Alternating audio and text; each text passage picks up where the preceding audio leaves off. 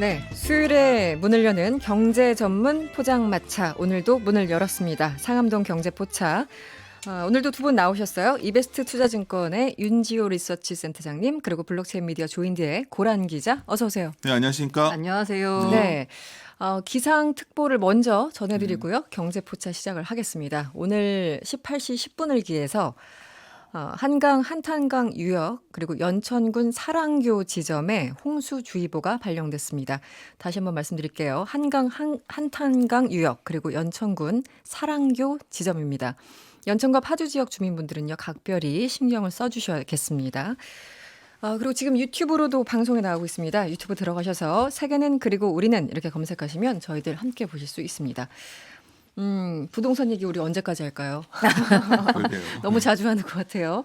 어제 주택 공급 대책 얘기를 좀 해봐야 되겠는데요.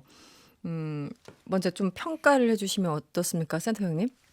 그냥 정책 과잉의 시대 아닌가? 정책 과잉. 뭐 정책이 먹혀야 되는 건데 잘 먹히지 않는다면 정말 한번 정책을 원점에서 한번 고민해야 되는 것이 아니냐? 이거는 옳고 그름의 문제가 아니라 정책이 효과가 있고 없으면 문제이기 때문에 뭐 그 정도까지 온 거 아니겠는가 생각이 듭니다. 뭔가 이렇게 미적지근한 대책들을 찔끔찔끔 내놓다가 결국 뭐 크고 작은 게 있었지만 20몇 번째까지 온 게 아닌가. 처음부터 아예 그냥 시작을 좀 세게 했으면 이런 처참한 상황이 오지 않았을까. 뭐 그것도 네, 있지만 뭐 등등. 어제 같은 경우에도 굉장히 기대감을 불러일으켰지 않습니까? 네네. 뭐 엄청난 게 나올 것처럼. 네, 뭐 공급 대책이 엄청날 거로 봤는데 실제 연걸 보면은 뭐 어떨까요? 실망스러우셨어요? 평가들은 다 다르겠지만 네. 뭐 고미라라다가 태릉시시 정도? 나머지 짜투리탕 쥐어짜는 거 아니겠는가? 그 용적률 좀 올리는 거 그렇죠. 등등. 뭐 이걸 갖고서 그러니까 처음부터 기대가 그러니까 항상 익스펙테이션에 관한 네네. 기대에 관한 고민인데 그런 게 아쉽다는 거죠. 그리고 막상 또 임대주택이 너무 많으니까 일반 분양 물량은 굉장히 적을 수도 있는 거거든요. 앞으로 어떻게 될지 모르겠지만 네. 그렇다면 사람들은 또 생각을 하겠죠. 아 이게 끝이 아니겠구나. 다음 정책은 뭘까? 이러다 보면 언젠가는 규제도 좀 완화되지 않을까. 이런 소위 불씨가 안 꺼질 수 있기 때문에 그렇게 평가를 좋게 해줄 수는 없다. 전반적으로 못마땅하다. 네. 못마땅하고까지는 아니고 제가 뭐. 네, 네. 알겠습니다. 고란 기자는 어때요? 네. 그 진작했으면 어떨까 하는 생각이 드는데요. 이 정부 기준으로는 5번째고요. 시장 기준으로는 22번째 대책이 710 대책입니다. 네. 84 공급 대책을 23번째라고 하면 22번째까지가 수요를 죄는 정책 위주였거든요. 네, 네. 23번째가 돼서야 공급 위주 정책이 나왔다고 볼 수 있는데 그간 정부가 야 부동산값 오르는 건 공급이 부족해서가 아니야. 네네. 수요 때문이야라고 했는데 그랬었죠. 지금 결과적으로는 공급을 내놨거든요. 정부가 시장의 욕망을 읽는데 저는 미숙이라는 표현을 쓰는데 미숙한 거 아닌가에 대한 안타까움이 있고요. 사실 지금까지 정부 대책 위에 이 나는 투기꾼이 있었다라는 항상 게 그랬죠. 현실이라서 좀 안타깝습니다. 네. 이 사람의 욕망까지 읽어내는 게 사실 정책인데 선의에 기댈 수 없잖아요. 모든 대책들이. 아쉬운 부분이 있었다. 어쨌든 그 센터장님 보시기에 여러 가지 못마땅한 가운데 가장 눈길 끄는 그래도 좀 의미가 있다 싶은 거는 어떤 부분이었을까요? 아까도 말씀을 드렸는데 평가를 하다 보니까 말을 이렇게 좀 극단적으로 말씀드린 것 같아요. 많이 아쉬운 거죠. 많이 결국 아쉽다. 이거의 포인트는 실질적인 공급이 가능하냐의 여부였는데 아까 제가 뭐 짜투리 땅이라는 표현까지 있었지만 네네. 확 뭔가 잠재울 만한 그런 게 보이지 않았죠. 만약 예를 들어서 네. 저도 용산이 정말 공원이었으면 좋겠다는 생각을 갖고 있고 네네. 하지만 뭔가 그래도 서울 시내에 좀 그런 큰 땅 어떤 큰 부지에 대규모로 공급할 수 있는 뭔가 그 정도 조치가 나와줬으면 좋은데 어쩌면 그런 시장에서 기대 이상의 조치는 전혀 보이지 않았기 때문에 네네. 아까 이제 평가가 그래도 좋은 게 뭐냐고 물어봤을 때 저는 굉장히 평가에 인색하잖아요. 근데 그래서 이제 아까도 말씀드렸지만 시장에서 일각에서 이런 말을 해요. 결국은 규제를 좀 완화하지 않을까. 이게 소용이 될 얘기 나오는 거죠. 네네. 예. 고란 기자는 어땠습니까? 어느 대목이 그래도 좀 눈길을 끌었다, 의미가 있다. 네. 뭐 의미가 있다라고 하면 이번에 수도권 그러니까 뭐 서울 인근이라는 표현 을 썼는데 네. 13만 가구를 공급하겠다는 거잖아요. 게다가 이제 서울 11만 가구에서 소위 말한 살고 싶은 지역에 내놓겠다, 집을 공급하겠다라는 대책을 내놨는데 네. 두 가지가 하나가 유휴부지 활용, 쉽게 말해 놀고 있는 땅을 활용한다는 거고 하나는 인센티브 줄 테니까 공공 분양분 내놔라 이런 거거든요. 네네. 그래서 그 재건축 활성화하고 고층 아파트를 짓도록 해주겠다. 이게 바로 이른바 공공 재건축인데요. 네. 이게 어쨌든 간에 용적률을 500%까지 높여주고 50층까지 올릴 수 있다. 네. 그러니까 뭐가 더 늘어나면 니네 그 재건축 조합이 갖고 가는 거 아니니 그러니까 더 늘어날 거야라고 한 게 6만 가구예요. 5만 가구 정도 됩니다. 근데 네. 이게 과연 나올까? 이 부분이 조금 의심스러운 게요. 인센티브를 준다라고 했는데 여기서 빠진 게 뭐냐면 분양가 상한제와 초과이익 환수제 이 부분에 대한 언급이 없어요. 그러니까 이 규제는 그대로 둔다는 얘거든요. 집은 더 주겠지만 준 만큼 다시 갖고 가겠다는 거거든요. 네네. 그러면 여기서 재건축 조합이 동의할까? 이 부분인데 정부가 기대하는 건 5만 가구 정도가 더 생길 거라는 건데 네네. 3분의 2 이상의 조합원이 동의해야지 이 물량이 나오는 거거든요. 네네. 동의를 지금 안 할 것 같다라는 얘기들이 이 일부 몇몇 단지에서 지금 나오고 있는 상황입니다. 한마디로 크게 뭐 장사가 안 될 것 같고 돈을 많이 벌 수 네. 있다는 기대감이 없으니까 그렇죠. 그만큼 공급이 안 될 것이다. 아, 그렇군요. 알겠습니다. 그 이제 정부에서도 반응들 뭐 당연히 읽고 있을 텐데요. 뭐 홍남기 경제부총리가 또 이런 얘기를 했어요. 자금 출처가 의심스러운 거래에 대해서는 상시 조사를 하겠다. 이게 어떤 내용인가요? 9억 원 이상 고가 주택을 매매할 때요. 네. 자금 출처가 의심되는 거래를 상시로 조사하고 결과를 주기적으로 공포하겠다라는 거거든요. 그러니까 그 8.4 부동산 공급 대책에서 제시한 주요 개발 예정지가 벌써부터 과열이 우려됩니다. 그러니까 그럴 경우에는 금융조사와 세무조사를 망라해서 기획조사에 나서겠다. 그러니까 투기할 생각하지 마라라는 거거든요. 그렇군요. 네. 홍남기 부총리 발언이 뭐냐면요. 교란 행위는 절대로 용납할 수 없다. 라는 원칙 아래 대응을 강화하겠다라는 건데 네. 이 관계장관 회의를 매주 열겠다고 합니다. 이 회의에는요. 금융감독원, 국세청, 경찰청 등 조사를 담당할 관계기관이 모두 참석합니다. 네. 매주 열겠다고요. 네. 예, 정부의 의지가 굉장하네요. 맞습니다. 격주도 아니고. 네. 이 자금 출처 조사, 세무조사 뭐 반드시 해야 되겠죠. 그러면 뭐 사실은 이제 투기하는 사람들 좀 잡겠다는 거고 욕심 많게 그 집 너무 많이 가진 사람들 좀 내놔라 뭐 이런 걸 텐데 실제 좀 위축이 될까요? 어떻게 봅니까? 사실 그런 지속도 나오는 게 맞습니다. 왜냐하면요. 그 양도소득세 중과를 피하기 위해서는 내년 5월 말까지 주택을 팔아야 되거든요. 네. 근데 이런 다주택자의 경우에는 이 잘못해서 주택 거래에 나섰다가는 오히려 정부의 세무조사 타겟이 될 수도 있거든요. 그러니까 아예 그냥 안 판다. 네네. 조사를 받느니 이런 사람들은 사실 뭔가 감출 게 많다는 건데 아무튼 네네. 그래서 거래가 위축될 수도 있다라는 우려가 나오고 있고요. 조금 시장에서 우려하는 건 뭐냐 그러면 네. 정부가 아까 제가 말씀드린 게 9억 원 이상 고가 주택 매매 시라고 말씀드렸잖아요. 그렇죠. 네. 그러니까 9억 원 이상 주택 거래자는 잠재적 투기 세력으로 본다는 겁니다. 네. 근데요. 서울시 아파트 중위 가격이요. 9억 원 넘었습니다. 제가 그 KB 부동산 시세 기준으로 보면요. 네. 7월에 서울 아파트 중위 가격이 9억 2,787만 원이거든요. 네. 중위 가격이 9억 원을 넘은 상황에서 그렇군요. 9억 원 이상 거래를 다 뭔가 들여다보겠다? 조금 어렵고요. 그러니까 잠재적 투기 세력으로 보기에는 9억 원은 지금 이미 네네. 수준이 너무 높아졌다. 네, 아, 그리고 사실 그렇군요. 어제 발표한 게 주택 공급 정책인데 네네. 여기서도 보면은 소셜 믹스라고 해서 임대주택 비율을 그렇죠. 얼정 정도 갖고 가겠다. 그리고 이익 환수에 약간 제가 그 중점을 뒀다라고 했잖아요. 네. 그러니까 앞서 말씀드린 대로 과연 실현성이 있나? 라는 회의론이 나오고 있습니다. 그리고 또 국회에서 통과된 임대차 3법 이제 뭐 마무리가 됐는데요. 이제 이러다 보니까 뭐 전세가 사라지고 월세 비율이 압도적으로 높아질 것이다. 물론 계속 월세가 높아진 추세였긴 했죠. 이 김현미 국토교통부 장관 전월세 전환율이 너무 높으니까 낮추겠다 이런 발언을 했는데 이게 어떤 의미인지 설명 좀 부탁드릴게요. 일단 전 월세 전환율이라고 하면요. 혹시 네. 전세 살다가 월세로 전환돼 보신 분들은 바로 아실 텐데 네, 그렇겠죠. 전세 네. 보증금을 월세로 전환할 때 바꿀 때 적용되는 지표입니다. 전세와 월세 간 부담인데 전월세 전환율이 높다는 얘기는 전세보다 월세 부담이 크다는 의미고 낮으면 그 반대인데요. 네. 지금 시장에서는 이게 그냥 시장의 수요와 공급 원리로 형성이 돼 있습니다. 대충 한 4에서 6% 선이거든요. 작년 5월에 4.2%로 정점을 찍었어요. 서울. 서울 네, 기준. 평균 기준으로. 이게 주택 평균이니까요. 네네. 아마 아파트는 조금 더 높고 오피스텔은 조금 더 높을 겁니다. 아, 네. 근데 현행법은 이게 그런데 이제 법에서 전월세 전환율을 아예 법에다 명시를 한 거거든요. 네. 과거에는 이제 시장에서 그냥 알아서 조절이 됐다라고 하면 이제는 아예 시장에서 전세를 만약에 월세로 바꾸고 싶다면 한국은행 기준금리에 대통령령으로 정한 3.5% 이율을 더하도록 규정을 했습니다. 그러니까 네. 현재 기준금리가 0.5%니까 전월세 전환율은 4%가 적용된다는 의미예요. 네. 그러니까 전세로 있다가 월세로 전환할 때 네. 갑자기 너무 많이 이제 그 네네. 주인분들이 욕심내는 걸 좀 방지하기 네, 위해서 맞습니다. 나름대로 가이드라인을 이 가이드라인 네. 4%가 뭐냐고 하면 그 상한선인데요.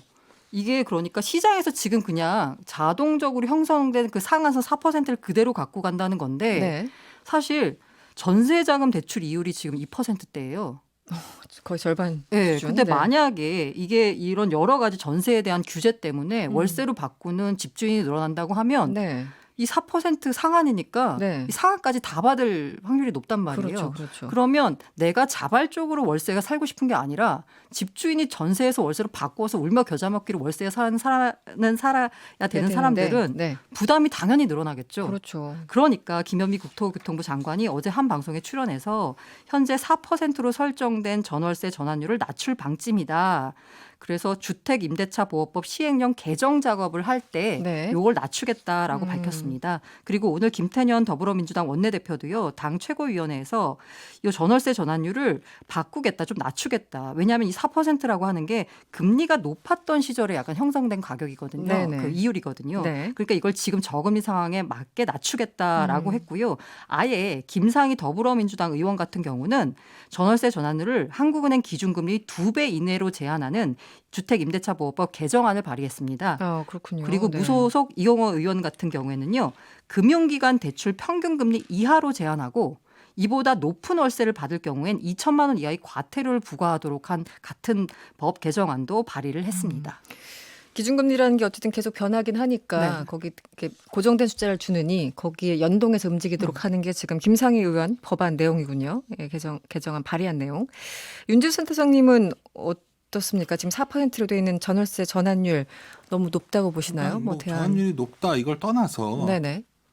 저 입장에서 생각해 본다면은 전세 자금 대출금리 아까도 말했지만 월세보다 낮다면 월세보다 전세 자금 대출금리가 낮으면 네네. 월세보다 전세가 훨씬 유리한 제도죠. 세입자 입장에서는. 그렇죠. 월세로 전환하면 돈을 훨씬 많이 돈을 내는 훨씬 거죠. 그러니까 네. 기본적인 구조가 그렇다는 거고요. 네네. 또 하나 정부가 전월세 전환율을 낮춘다면 집주인들은 어떻게 할까요? 월세를 전세로 바꾸려 할 거고 네. 전월세 전환율을 낮추는 만큼 또 세입자는 그만큼 월세를 아끼지만은 또 나중에 바꾸면 전세금을 더 받게 되죠. 그러니까 이게 계속 왔다 갔다 하는 어쩌면 이게 규제라는 거의 한계거든요. 들어오면. 더 문제는 이런 데 있죠. 지금은 우리나라는 뭐 전세라는 게 우리나라에만 좀 있는 제도다 네네. 보니까 다른 나라에는 보통 임대 수익률하면 기준이 보통 매매가입니다. 네. 우리는 묘하게 매매가 아닌 전세가를 기준으로 많이 하고 있기 때문에 만약 이게 우리가 시장에서 그러잖아요. 뉴요커처럼 돼야 된다 뭐 이런 표현들도 나오던데 네네. 월세가 됐을 때 과연 월세 부담이 낮추는 게 쉬울까? 저는 그런 좀 궁금증이 생겨요. 그러니까 계속 오늘 약간 삐딱선처럼 말씀드려서 좀 그렇지만 네네. 어쩌면 이런 규제라는 게 사각지대가 자꾸 생기고 있는데 충분한 검토하에서 발표해야 됐었는데 네. 너무나 조급하게 내놓고 있다. 그러다 보니까 이것도 이러한 거에서 분명히 비판이 나올 겁니다. 왜냐하면 과연 전환율도 중요하지만 네. 과연 대출금리가 전세자금 대출금리가 그렇게 낮은데 이게 과연 유리하게 어떻게까지 할 수 있는 것인가 이런 부분들이 나오지 않을까 뭐 봅니다. 고란 기자는 덧붙일 말씀이 있으신가요? 어때요? 시장에서 정해지는 그 금리라는 게 있는데 아예 법에다 이렇게 박아버리면 어떤 부작용이 생길지 저는 지금 잘 모르겠거든요. 네네. 근데 분명히 부작용이 생길 것 같아서 그 부분은 우려가 되죠. 또 이 부분이 있어요. 이 3040 세대들 소위 패닉 바잉에 나섰다 이런 표현을 많이 쓰는데요. 이른바 공황 구매입니다. 지금 안 사면 절대 못 살 거야. 이런 좌절감, 비통함 뭐 이런 거죠. 패닉 바잉은 좀 진정이 될까요? 어떻게 보십니까? 고 기자님 얘기 듣다 보니까 생각이 들었는데 네. 공급 물량이 늘어나거나 집주인들이 집을 팔거나 이런 요인이 생겨야 이게 좀 패닉 좀 바잉이 안정이 진정되겠죠. 되겠죠. 네. 근데 지금 상황에서 보면은 아마도 2년 지나면 장기적으로 높은 전월세를 받을 수 있으니까 버티는 입장들이 많을 것 같다는 거죠. 임대인 입장에서는. 그래서 이 심리가 쉽게 진정시키기가 만만치 않다는 게 문제예요. 그러니까 모든 것의 출발은 결국은 이 급등한 전세가를 감당해야 되고 월세에 대한 부담도 커질 수 있는데 이거를 보완할 만한 어떤 대책이 안 나온다면 네. 집을 사고자 하겠죠. 네네.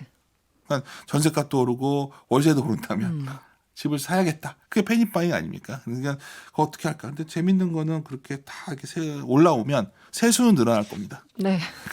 그래서 정부 재정 입장에서는 좋아지지 않을까 보고 있습니다. 세수까지 알겠습니다. 코스피 우리 네. 증시 얘기를 좀 해보죠. 네. 네, 부동산 얘기하니까 계속 우울해지는데 이번에는 코스피 지수가 2,300포인트까지 넘어선 네. 증시 얘기. 그랑 이제 오늘 또 올랐더라고요. 예, 이틀 연속 연고점 경신했고요. 네. 부동산 얘기가 우울해진다고 했는데 증시 얘기하면 좀 기뻐지시나요? 투자자? 뭐 딱히 그렇지도 않습니다. 저는. 네. 근데 투자하신 분들은 참 기쁠 것 같아요. 오늘도 31.89포인트, 1.4% 올랐습니다. 2,311.86포인트로 마감했고요. 2,300선 돌파가요. 2018년 10월 이후 약 22개월 만입니다. 네. 22개월 만에. 그리고 어제 오늘 연고점 경신한 게요. 바로 이 동학개미 힘입니다. 네. 사실 코로나 이후로 동학개미가 본격 활동한 이후로 매매 패턴이 어떻게 되냐면요. 지수가 빠지면 사고 오르면 파는 이런 식의 매매 패턴이었습니다. 네네. 그런데 이달 들어서는요. 연고점 경신 과정에서 연고점을 경신했는데 다시 말해 지수가 올랐는데도 개인들이 순매수에 동참했습니다. 이게 좀 달라졌어요. 네. 그래서 이달 들어서 이제 거래일로 따지면 3거래일이 있었거든요. 이 기간 동안 개인은 코스피 시장에서 1조 2,400억 원 순매수했고요. 반면 외국인은 3,800억 원, 기관은 8,900억 원 순매도했습니다. 우리가 좋다 그랬는데 미국은 더 좋아요. 미국은 어떻습니까? 나스닥은 네. 사상 최고치 경신해서요. 예를 들어 만스닥 얘기했잖아요. 네네. 근데 지금 만천스닥 얘기 나오고 있습니다. 아, 그 정도입니까? 네, 4일 종가가요. 어제 종가가 1,941.7. 아마 오늘 이제 만천스닥 달성하지 않을까 싶습니다. 네. 그리고 S&P 500 지수도요. 그 연고점 3,393포인트를 코앞에 두고 있고요. 다우 지수만 코로나 직전인 2월 달에 기록한 연고점 29,500포인트 정도인데 4일 종가가 26,800포인트 정도로 다우만 약간 많이 못 미치고 있는데요. 나스닥, S&P 모두 좋습니다. 네. 이 주가는 다 테슬라가 이끌고 있습니까? 소위 말한 그 빵이라고 해야 되나요? 마가라고 해야 되나요? 이런 네. IT 대기업들이 네. 이끌고 있다라고 봐야 되겠죠. 아, 지금 코로나19로 사망자만 15만 오늘 오전에 15만 한 7천 명인가 제가 이렇게 숫자를 확인한 것 같은데 여기 증시는 코로나와 이제 상관이 없이 가나 봅니다. 미국은. 왜냐면 우리나라는 그래도 어느 정도 좀 진정세가 좀 보이는 편인데 네. 미국은 그렇지도 않잖아요. 거의 디커플링 돼서 상관없이 가는 건가요? 무엇이 주식시장을 오르게 내리게 하는가 하면 이제 코로나도 말씀하셨지만 네. 뭐 금리, 환율 온갖 얘기를 다 하죠. 종합적으로. 근데 이제 우리가 이제 요즘 이런 말씀을 많이 드리는데 우리가 막상 어떤 뭐 제가 회사를 관두게 돼서 네. 무슨 장사를 하기 위해서 가게를 입지를 찾아다닌다. 친다면은 뭘 볼까요? 최종 관심은 딱 하나입니다. 얼마나 돈을 벌 수 있을까? 그렇죠. 네. 기대이익이라고 표현을 쓰죠. 그러니까 지금 주식시가 좋은 거는 수급도 좋은 게 하나가 있고 기대이익의 방향이 2분기가 바닥이었다는 생각은 거의 공감대가 형성됐고요. 3분기는 좀 나아질 거고 코로나가 아무리 저래도 야구장도 한 명씩 더 가고 있고 언젠가 여행도 가겠다 뭐 이런 분위기가 되죠. 그게 네. 하나가 있고 두 번째 굉장히 중요한 게 있는데요. 아까 고 기자님 말씀하셨는데 채권의 매력이 너무 떨어지고 있어요. 아, 그러니까 그 실제 금리가 마이너스라는 얘기도 있지만 보통 일드 갭이라고 그래서 채권과 주식과 이걸 비교해요 수익률을. 근데 이게 잘 안 내려옵니다. 그러니까 뭐라도 사야겠는 거죠. 네, 그러니까 네. 금을 사는 사람도 있고 비트코인을 사는 사람도 있고 아니 주식도 그 중에 하나니까 사는 거죠. 그래서 채권 도저히 살 수 그렇죠. 없으니까. 일드 너무- 갭이 좀 내려오는 걸 봐야겠는데 네네. 이거는 금리가 올라가야 되는데 그 요원해 보이고 경기 상황상 오히려 금리가 올라가서 경기가 좋아질 때가 고민이 아닐까 저는 생각이 들고요. 네. 하나 꼭 말씀드리고 싶은 거는 이랬을 때 이제 제가 좋아하는 사람 중에 피터 린치라는 분이 있어요. 근데 네. 주식 이번에 개인 투자자분들이 많은 성과를 보셨기 때문에 아 이거 복권 아니야 이런 표현을 쓰는데 피터 린치가 이런 말을 했거든요. 주식은 복권이 아니고 회사 소유권의 일부분이다. 혹시 돈을 버신 동학개미 분들이 계시면 네. 이제 소유권이라고 생각하시고 좀 네. 한번 들고 가시는 것도 좀 몇 년 한번 들고 가시면 그래도 지금보다는 더 나은 경제가 되어 있지 않을까요? 코로나도 그때 언젠간 잠잠해질 거고 그런 자금들이 꽤 들어온 것 같다 시장에 저는 이렇게 판단하고 있습니다. 그래서 시장의 상승세가 여전히 좀 이어질 거로 보고 있고 최소한 가을보단 여름이 낫다. 가을보다는 여름이 저번에도 낫다. 뜨거운 여름이라는 표현을 썼는데 네, 네. 여전히 뜨거운 여름은 이어지고 있다고 보고 있습니다. 그 주가 결국은 이제 기업의 가치잖아요. 네. 근데 물론 이제 그 거품도 있을 테고 여러 가지. 지금 실적 시즌인데 발표되는 실적은 실제 수치는 어떤가요? 상당히 잘 나오죠. 전 세계적으로 다 기대가 낮았기 때문에 그보다 아까 말했던 기대이익의 방향이 매우 좋았다는 게 네네. 이번 특징이죠. 이런 겁니다. 최근에 보면은 시장에서 자동차 기업들의 주가가 좋아요. 무슨 코로나 시즌에 자동차가 얼마나 팔겠냐 하겠지만 네네. 4월, 5월에는 정말 안 좋았다가 6월에 좋아지기 시작했거든요. 이번 7월 수출 지표 보면 자동차의 감소폭이 한 자릿수로 줄었습니다. 그래서 이제 물론 전반적인 감소폭은 컸지만 네네. 이제 돌아서구나. 그러면 아마 8, 9, 10월은 더 좋아지겠지 이런 네. 생각이 드는 거죠. 결국 주가는 결국 기대이익의 방향이지 지금 이익의 방향은 아니거든요. 그 방향에서 본다면은 상당히 괜찮다는 생각을 갖고 있고요. 하나 또 흥미로운 거는 네. 보통 이럴 때 많은 분들이 이제 너무 주가가 비싸. 경제 지표는 안 좋은데 이런 표현을 쓰세요. 그렇게 많이 제가 표현하죠. 이제 네. 자꾸 책 팔러 온 것 같은데 제가 쓴 것도 아니고 캠피셔라는 제가 매우 좋아하는 네. 주식 분석가가 있어요. 네. 그분이 이제 이런 말을 썼죠. 대중 매체는 소음에 불과한 지표를 끝없이 쏟아내지만 사람들은 쓸모없는 지표에서 의미를 찾으려 애쓸 뿐이다. 네. 후행적입니다. 우리가 보는 거는 주가가 올라갈 때는 미래의 어떤 기대값을 거래하는 거기 때문에 지금이 전형적인 그런 국면이다. 그래서 아까 고 기자님 말했던 대로 일드갭 같은 거 보면 자금도 주시장을 선호하고 있고 네. 거기다 펀드멘탈 방향성도 좋다면 오늘 하루 주가 너무 올라 무섭다기보다 그냥 방향성을 믿고서 주주가 되시는 게 낫지 않을까 판단합니다. 네. 어쨌든 여러 가지 소음을 뚫고 냉정한 판단. 고란 기자는 주변에 뭐 많은 카톡방들 있잖아요. 네. 어떤 얘기합니까? 주식 관련해서 계속 좀 쭉 좋은 방향으로 갈 것이다. 네, 뭐 네네. 얘기하고 전망이. 있고요. 사실 카톡방에서 제일 많이 있는 건 사실 개인 투자자들이기 때문에 네네. 공매도 얘기 많이 나와요. 공매도 얘기. 공매도 금지 기간이 9월 15일까지인데요. 네. 재연장했으면 좋겠다라는 그런 바람들이 얘기를? 많이 나오고 있습니다. 알겠습니다. 상암동 경제포차 오늘은 문을 닫아야 되겠네요. 지금까지 이베스트 투자증권의 윤지호 센터장 그리고 조인디의 고란 기자였습니다. 오늘 고맙습니다. 네, 감사합니다. 감사합니다.